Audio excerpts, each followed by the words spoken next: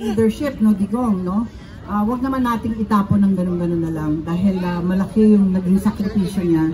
At siguro ngayon, oras naman para ipakita naman natin kung talagang nandito pa rin tayo at solid pa rin tayo. Solid pa rin ba tayo?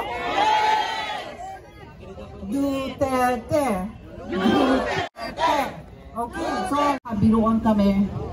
At meron daw silang itatagong isang organisasyon na ang tawag sa kanila ay mali.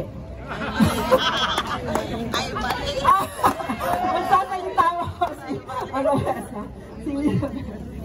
sa siyang convener ng ay mali. Ayan. Oo. Ito. Okay.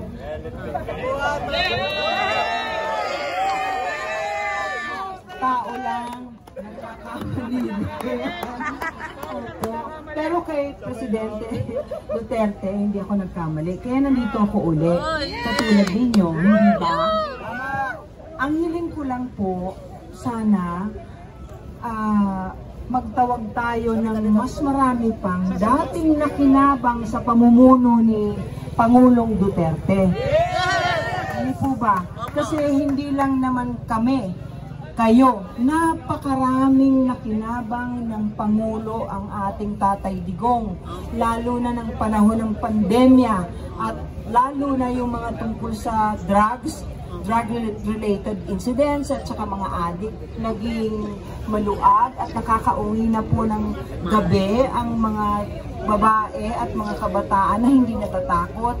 Ibalik sana natin yon.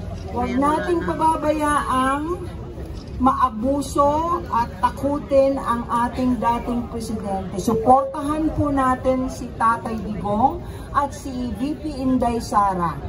Duterte! Duterte! Duterte! Forever. Nagkamali ako, sorry na.